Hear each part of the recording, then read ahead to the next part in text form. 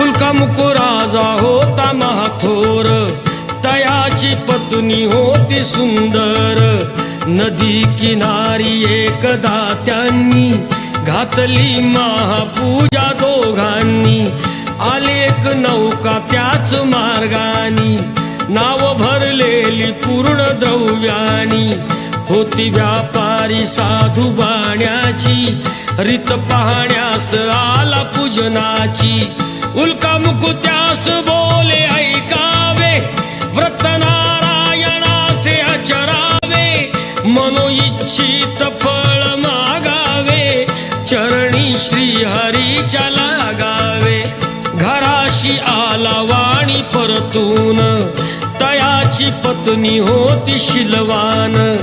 तयास नव्हते काही संतान, केला नवस